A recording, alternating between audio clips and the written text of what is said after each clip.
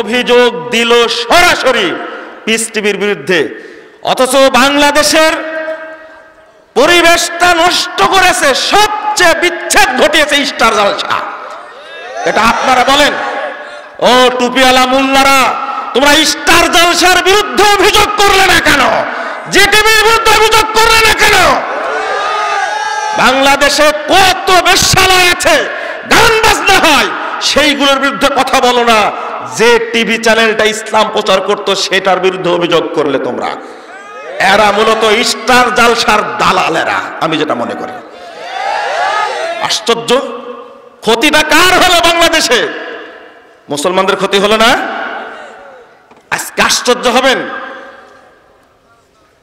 বক্তব্য দিতে গেছি, ওসি সাহেব ফোন দিয়ে বললেন যে আপনার বক্তব্য দিতে নিষেধ করছে। এক দল টুপিওয়ালা পাগড়িওয়ালা লোক আসছে 200-300। তার কি করবেন আপনি?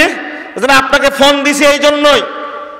আমি বললাম আপনার কি মনে হচ্ছে বক্তব্য বন্ধ করে দেবো? না না, আমি বক্তব্য বন্ধ করে দেবো না, কিন্তু এরা যে বিশৃঙ্খলা করলে আপনি কি করবেন বলেন? পুলিশ কি বন্ধ করতে চাচ্ছে প্রোগ্রাম? টুপিওয়ালা 200-300 লোক গেছে থানায়, যেখানে রক্তপাত ঘটবে, মিছিল হবে, বোমা হামলা হবে, নানান কাহিনী।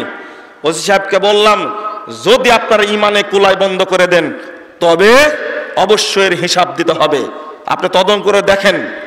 ওসি সাহেব আলহামদুলিল্লাহ তিনি বলছেন যে ঠিক আছে, আপনারা প্রোগ্রামে যাবেন, আমিও থাকবো, ভুল করলে ওখানে অ্যারেস্ট করে নিয়ে চলে আসবো। ওসি সাহেব প্রোগ্রামে এসে দেখছে কোনো টুপিওয়ালা নাই। আমরা কি বক্তব্য দিই? এটা আমার নামে রিপোর্ট দিয়েছে, মুজাফফরের বক্তব্যে জঙ্গিবাদ ছড়ায়। আমি জঙ্গিবাদ ছড়াই? আমার ইতিহাস তুমি জানো? আমার রিপোর্ট তুমি জানো? যদি উপমহাদেশের ইতিহাস বলি তোমাদের চরিত্র বেরিয়ে আসবে। উইলিয়াম হান্টার লিখে গেছেন দি ইন্ডিয়ান মুসলমান গ্রন্থের মধ্যে, শেষ পৃষ্ঠা পড়ে দেখো, ব্রিটিশ বিরোধী আন্দোলন যারা করেছে তারা আহলে হাদিস উলামায়ে কেরাম, বেদাতি মোল্লারা মাজারে মাজারে, কবরে, খানকায় বসে বসে মুরিদদের নজর নিয়াজ খেয়ে একবার পেটের ভড়ি মোটা করেছে। আহলে হাদিস উলামায়ে কেরাম ব্রিটিশদের বিরুদ্ধে আন্দোলন করে এদেশকে ব্রিটিশ থেকে মুক্ত করেছে। আর তুমি আমাদেরকে জঙ্গি বলো? ইতিহাস খুঁজে দেখো, সৈয়দ আহমদকে, শাহ ইসমাইল শহীদকে। শাহ ইসমাইল শহীদ বই লিখেছেন তানবীরুল আইনাইন ফি ইসবাত রাফিল ইয়াদাইন, সালাতে রাফুল ইয়াদাইনের পক্ষে যত সহিহ হাদিস সব তিনি তার বইয়ে উল্লেখ করেছেন। তিনি যিনি রাফুল ইয়াদাইন করে সালাতে, তিনি কি বেদাতি না আহলে হাদিস? আশ্চর্য কথা, তুমি কার কথা বলো? তুমি হাজী শরীয়তুল্লাহর কথা বলবে, তিতুমীরের কথা বলবে, বেলায়েত আলীর কথা বলবে, এনায়েত আলীর কথা বলবে। 3-5 লোকের নাম বলতে হলেও 5 লোকই বেরিয়ে আসবে, তারা হলেন আহলে হাদিস। তুমি যদি সঠিকটা জানতে চাও, তো সঠিকটা ইতিহাস যুদ্ধের জানতে চাও, তোমার পাশে লিখিত বই আছে, এদেশের স্বাধীনতার স্থপতি শেখ মুজিবুর রহমানের বই অসমাপ্ত আত্মজীবনী, তুমি খুঁজে দেখো, সেখানে পাবে তিনি কি লিখে গেছেন। আমি প্রশাসনকেও বলতে চাই, গোয়েন্দাদেরকেও বলতে চাই,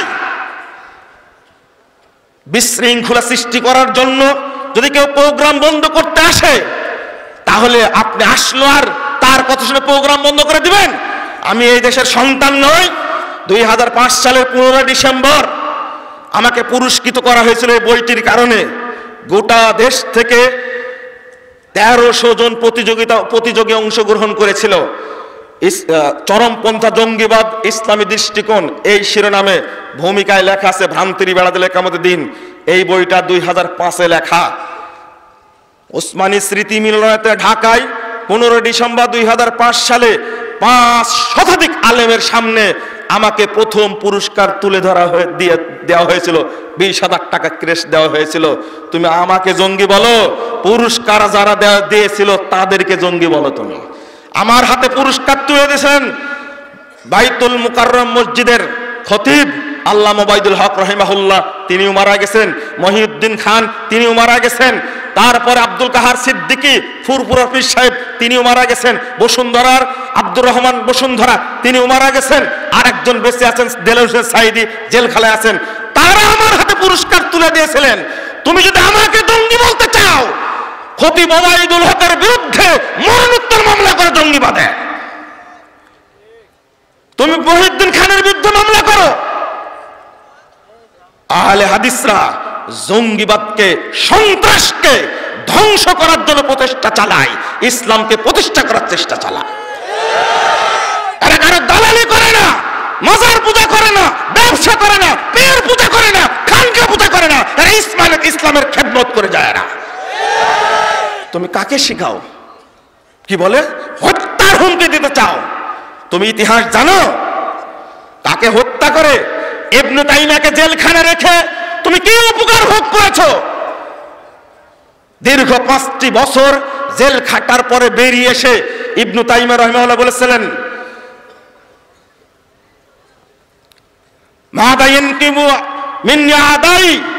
আমার শত্রু আমার বিরুদ্ধে কিসের প্রতিশোধ নিবে?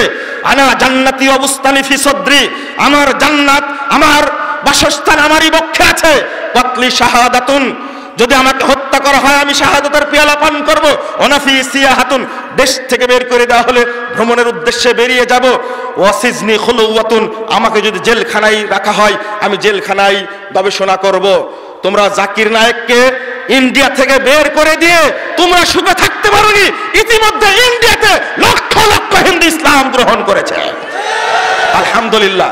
তোমরা মনে করেছো একজনকে ঠেকায়া ইসলাম বন্ধ করে দেবে? অসম্ভব।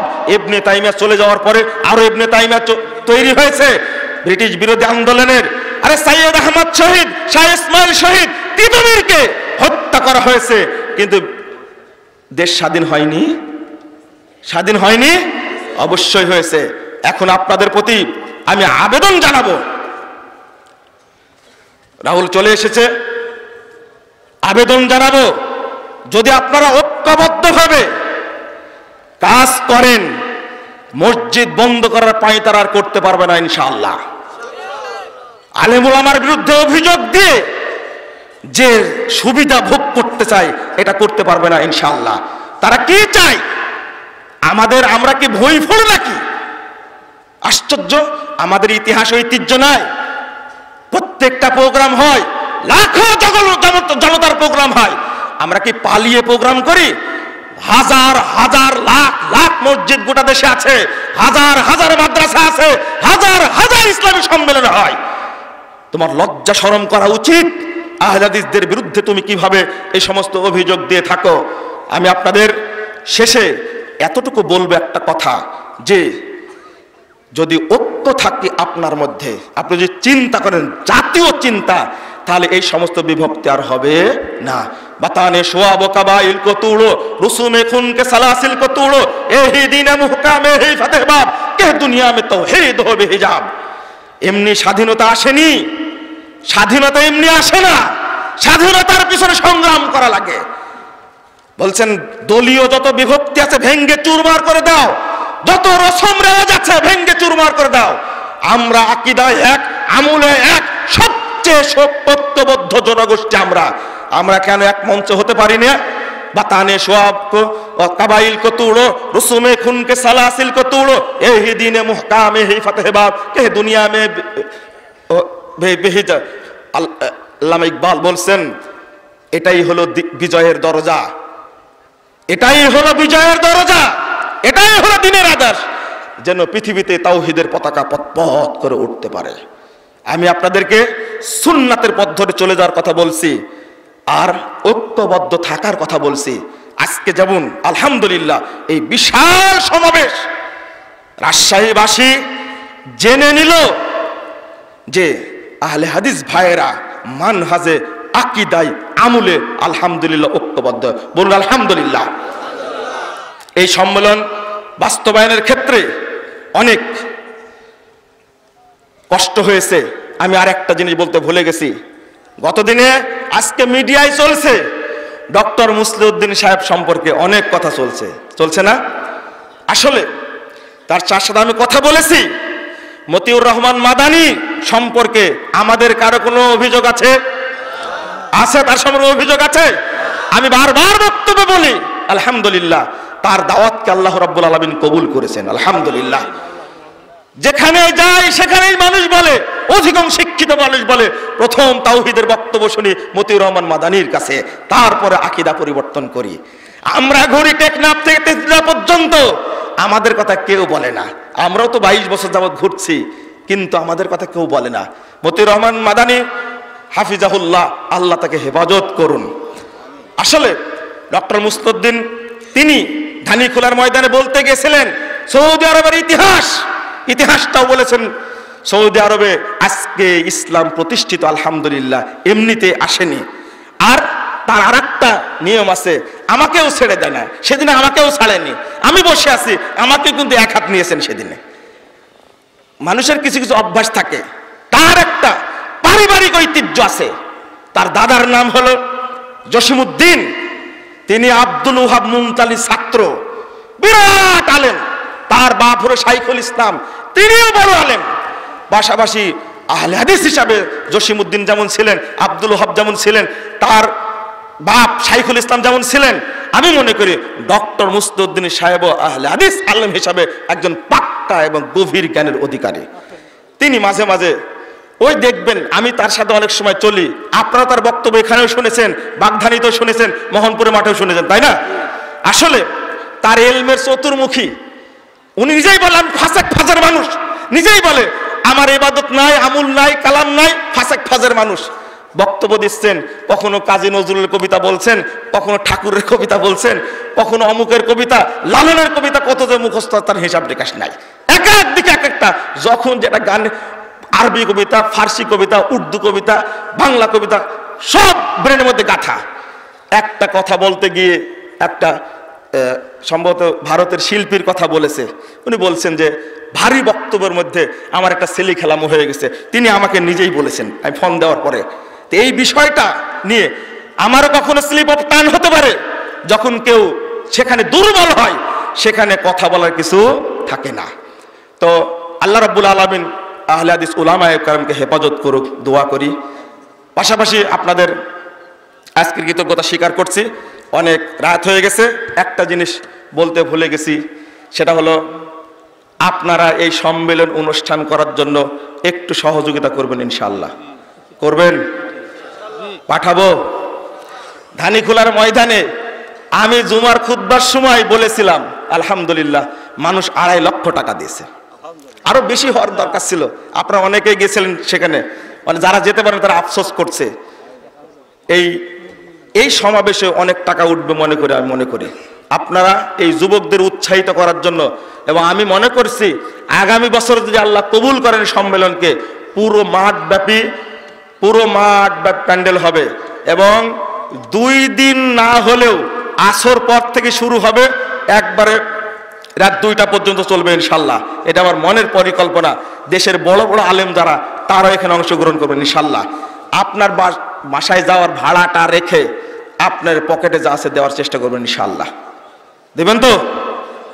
ঢোকা ছেলেরা কই? আরো ওয়াজ করা লাগবে, একটু দেন আপনারা।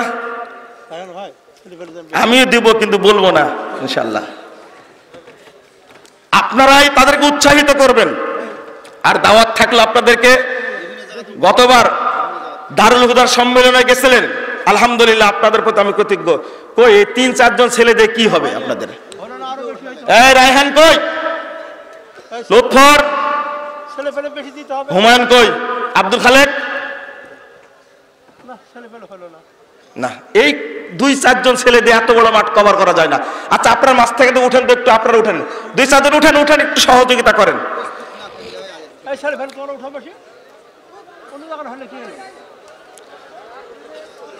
দারুল হুদার প্রোগ্রাম হবে আগামী 16 এবং 17 ফেব্রুয়ারি। আজকেও আপনাদের সবাইকে দাওয়াত দিচ্ছি, ইনশাআল্লাহ সেই প্রোগ্রামে যাওয়ার চেষ্টা করবেন। আল্লাহ আপনাদের কবুল করুক, আমিন। আপনারা যারা পরিশ্রম করেছেন এই মহাসম্মেলনের জন্য, আল্লাহ রাব্বুল আলামিন আপনাদের সবাইকে কবুল করুন, আমিন। যে সমস্ত মা বোন আছেন, আমি তাদেরকেও বলবো এই মহব্বতপুরের বিশাল সম্মেলনকে সফল করার জন্য আপনিও শরীক হবেন। 1 টাকা হলেও শরীক হওয়ার চেষ্টা করবেন, জন্য আল্লাহ এখানে বরকত দান করেন। আগামীতে এই প্রোগ্রামটা আরো বড় করব। আমি